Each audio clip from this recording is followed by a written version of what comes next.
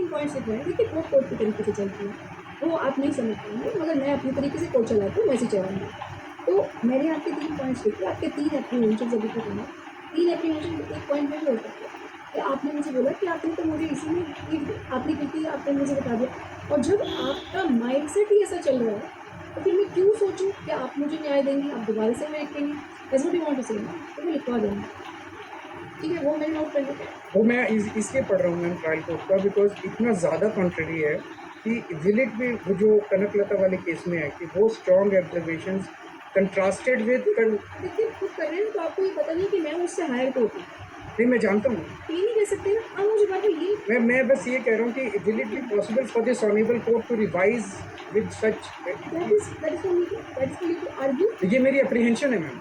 मैं एप्रीहेंशन लिखवा दिया ना, मैं उसी पे अभी बस 2 पैराग्राफ्स। ऐसा हाँ ये लिखना भूल गया, सही बोल रहे आप ये लिखो, Shri Kejriwal also submits that, ये हाँ ये आपने बोला था कि the strong findings which have been given by this court are totally contrary to the findings given by the learned trial court, which has given its findings after hearing the case for 3 months and reading 40,000 cases. Yeah. And since the findings given by, baat nahi kariye please, the findings given by the learned trial court are totally contrary to the earlier findings given by this court, this gives rise to reasonable apprehension in his mind that he will not get justice, because this court is already predetermined about the findings or almost is guilt, right? Yeah. मैं बस ये 2 छोटे-छोटे paragraphs trial court. So para 1016 at 543 of CBI's petition. You can read please. Consequently, the alleged chain of payment sought to be projected by the prosecution is rendered wholly speculative. There is no lawful recovery, no contemporaneous banking or financial trail, and no proof of demand, acceptance, or conscious possession of the alleged proceeds of crime. The narrative of cash movement and alleged proceeds of crime, once stripped of its inadmissible foundation, collapses in its entirety, leaving the allegations bereft of substance, continuity, or prima facie legal support. तो ये इतने ज़्यादा दोनों contrary हैं, और जो Kanaklata case में supreme court कहता है कि अगर अर्लियर ऑब्जर्वेशंस इतने स्ट्रॉन्ग होंगे, कवर हो जाएगा 1016 paragraph of the trial court regarding the chain of payment and recovery, totally contrary, giving rise to apprehension. Please. इसी तरह से ट्रायल कोर्ट ने बोला कि approver statements are completely inadmissible and unreliable. जिस तरह से सीबीआई ने अप्रूवर्स बनाए, सीबीआई का कंडक्ट प्री मेडिटेटेड नैरेटिव को पूरा करने के लिए, तो पूरे अप्रूवर स्टेटमेंट्स के ऊपर ट्रायल कोर्ट ने कहा कि they are completely unreliable, and एक line, such conduct risks converting the exceptional mechanism of pardon into an instrument of narrative construction rather than truth discovery. So there is too stark a contrast. And finally, the trial court declared me, discharged me completely with complete contrary findings. तो एक मन में ये शंका है कि इतने stark contrast. Now I can come to Manish's case, Manish Sisodia's case. PMLA case था उनका मैम, प्राइमा फेसी ऑब्जर्वेशंस देने थे, whether prima facie there is a involvement दिख रही है। इसमें भी यही लगा that almost the judgment was pronounced. Para 151 at page 409 of my para 151 at page 409 of your order, but मेरी रिक्यूजल एप्लीकेशन में है, बट इट्स योर ऑर्डर है। 151. The applicant Sri Manish Sisodia was actively involved in formulation and implementation of various processes and activities in dealing with proceeds of crime, thereby committing the offence of money laundering. So it was pronounced that he had committed the offence of money laundering, whereas that judgment was not required at that stage.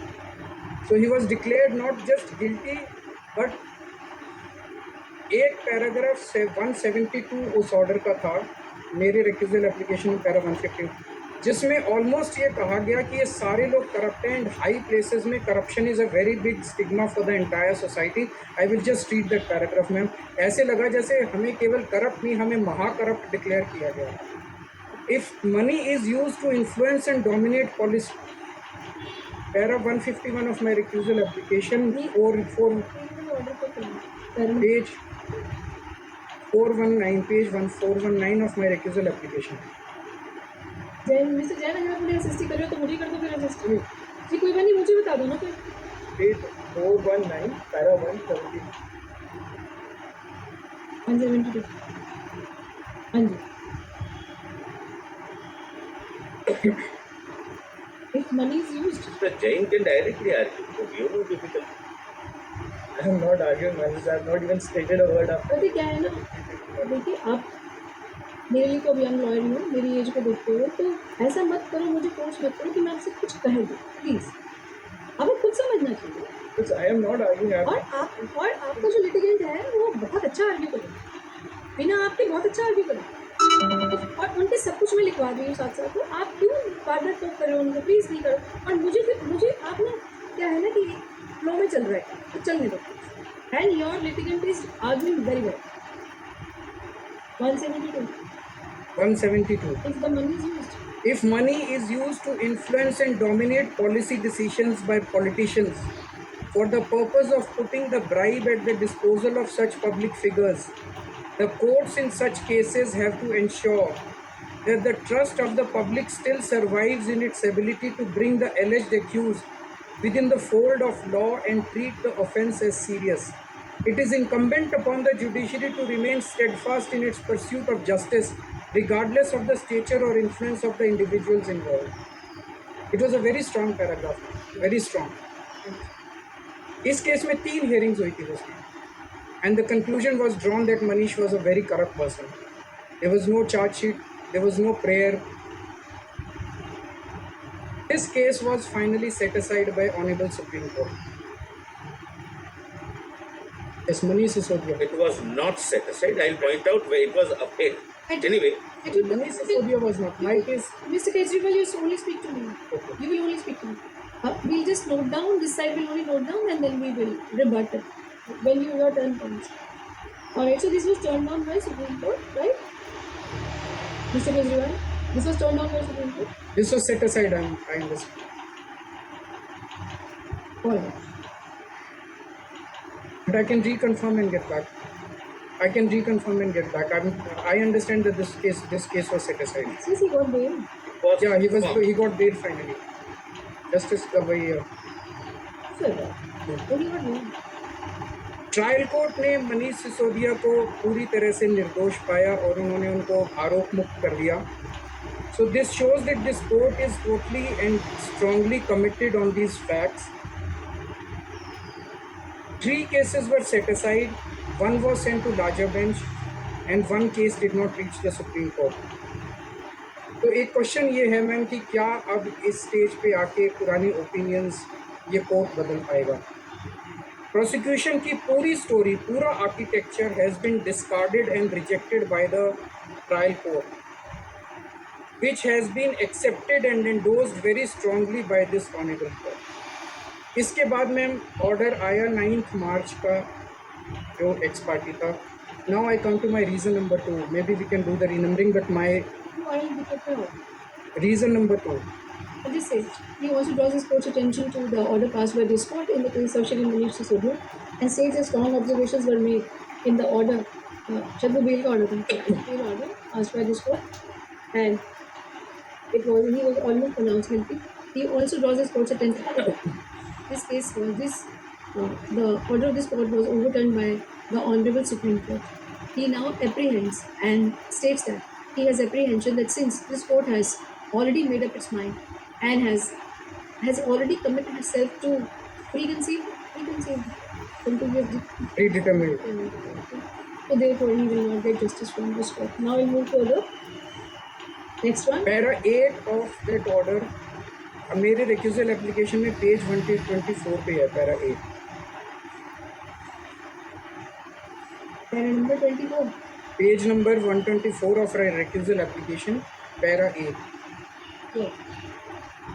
Can I read now?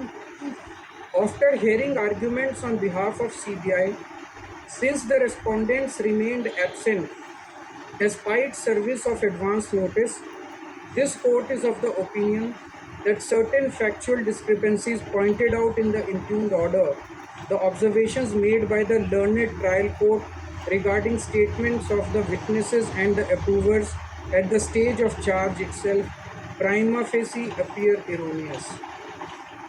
Ma'am CBI का पूरा case केवल approval statements के ऊपर है, उनके पास और कुछ नहीं है। अप्रूवल स्टेटमेंट्स को सपोर्ट करने के लिए उनके पास सबूत नहीं है, अप्रूवल स्टेटमेंट्स के अलावा कोई और सबूत नहीं है। आपने अगर अप्रूवल स्टेटमेंट्स के ऊपर एक बहुत बड़ा क्वेश्चन मार्क खड़ा कर दिया तो 9 अप्रैल की हियरिंग के अंदर by questioning the approval statements practically you have rejected the entire trial court order. तो जिस बस जहाँ हमने पहले लिखा था ना 9 मार्च का थोड़ा समय पार्टी लिखा था then it is right. He states he draws his court's attention, particularly to para number 8 of the order dated 9th of March transfer this court, and states that this court has with दो लाइनें court कर देना please, ये वाली observation prime officer वाली approving वाली, by giving these findings this court has almost at the threshold in the absence of all the accused persons without hearing them, without going to the record, given a finding already that the trial court order was wrong. He also states that primarily the case of the prosecution is based only on the statements of the provers, and in case this court has already given a finding as mentioned in para number 8 of so and so, this gives rise to apprehension in his mind that he will not get justice from this. तो ma'am 5-10 minute की hearing में जो trial court का order 3 महीने की सुनवाई के बाद आया था, 5-10 मिनट के, जहाँ मैम एक बहुत इंपॉर्टेंट इशू रेस होता है। वो इशू ये है, एज यू राइटली सेड कि बहुत बार ऐसे होता है कि पहले कोई फाइंडिंग दी जाती है, सब्सिक्वेंटली चार्ज के लेवल पे फाइंडिंग बदलती है। आपकी जो फाइंडिंग थी मैम इस ऑनेबल कोर्ट की अप्रूवर्स के बारे में,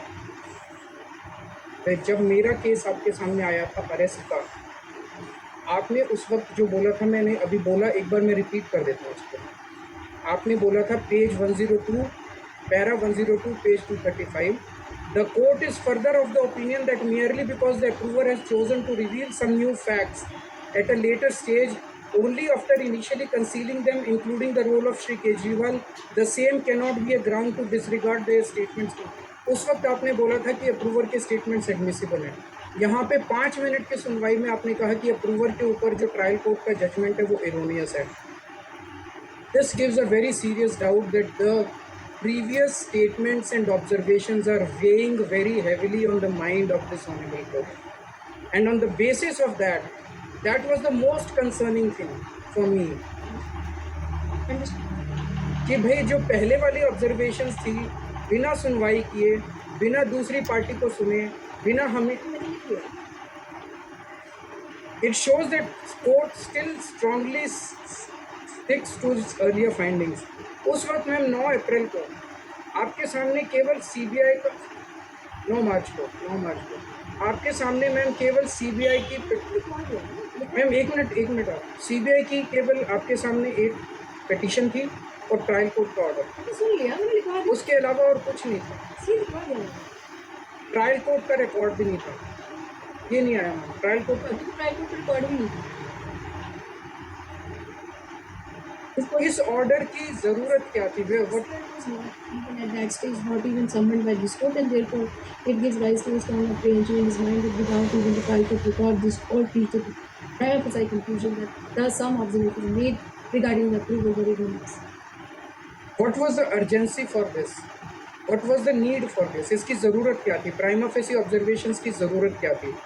उसकी वजह से मेरे माइंड के अंदर ये एक शंका पैदा हुई, द रीजनेबलनेस ऑफ तो एप्रीहेंशन। फिर अब ये क्वेश्चन कर सकते हैं कि मुझे ज़रूरत क्या पड़ी, कैसा ऑर्डर लिखने की? नहीं, हमारे मन में ये शंका आई कि क्या आपसे नहीं पूछ रहा मैं, आपसे नहीं पूछा, मेरे मन में ये शंका आई कि इसकी शंका पूछो, आप ये मत बताओ मैं ऑर्डर, नहीं मैं आपसे नहीं पूछा। मैंने अपना ऑर्डर कैसे लिखा वो आप सुप्रीम कोर्ट को बताओगे। So you just right that he states that since this order was passed, ये लेकिन मैंने लिखवा तो दिया कि बिना आपको सुने कर दिया ना। There was no opportunity given, the principles of natural justice were violated, and it shows that the court had a predetermined mind. इसमें लिख goes through, he says that undue haste was shown on that day while passing this order, which also gives rise to a reasonable apprehension in his mind that he will not get justice. कि इतनी जल्दी क्या थी? अभी हिंदी में लिख दो, बाद में इंग्लिश लिख दो. Okay. Well, so I think we have to keep the atmosphere lighter. We are not fighting, we are hearing. Okay. This was the first time that a very strong apprehension arose in my mind after the 9th April order, as I told earlier also. Yes. And the reason was that without hearing, without trial court record, only on CBI's demand. अब ये सुन लिया मैंने, नहीं कहा दिया. Next point. Now I come to reason number 3. Yes, yes. In 9th April order, the 9th March order, the proceedings in the trial court with respect to ED were stayed. I will read out the paragraph 13, page 125 of my recusal application. In the meantime, the learned trial court, where the proceedings regarding the connected case filed by Directorate of Enforcement are pending, is requested to adjourn the case to a date later than the date fixed before this court and await the outcome of the present case. Ma'am, it was a CBI revision, criminal revision petition. ED का इस पूरे case से कुछ लेना देना नहीं था. ED was not even a party in this case. कोई रिटर्न प्रेयर नहीं थी किसी की, ना ED की थी ना CBI की थी इस बारे में. तुषार मेहता जी ने केवल एक ओरल डिमांड की और तुषार मेहता जी CBI के वकील थे, ED के वकील नहीं थे. उनकी ओरल प्रेयर पे ये ऑर्डर के अंदर इंक्लूड कर लिया गया. किसी एक्यूज्ड को अपॉर्चुनिटी नहीं दी गई इसको काउंटर करने की. Principles of natural justice were violated. किसी को बोलने का मौका नहीं दिया गया, किसी की सुनवाई नहीं की गई. और बड़ी इंटरेस्टिंग चीज़ ये है कि 2 दिन बाद ED ने आपके सामने एक पिटीशन फाइल की इसी केस से रिलेटेड. ED ने खुद भी डिमांड नहीं की इस प्रेयर की. ED also doesn't want it. लेकिन court was very generous to ED for having stop all the proceedings. He states that court was very generous to ED. This is his submission, right? He states that the court was very generous to ED since without a prayer made by them. Ma'am इसका consequence ये हुआ, this is not. मैं कहूँगी ना, wait करिए. सो अब next के लिए मैं तब तक ताकि मैं भूल नहीं जाऊँ, जो लिखवा रहे हैं जो बोल रहे हैं मैं लिखवाऊँगी साथ साथ, ताकि कुछ भी स्किप नहीं हो जो आप कह रहे हैं. So he stated that this court was very generous to ED, and without a prayer made by them when they had filed a petition, this court had passed so and so order. And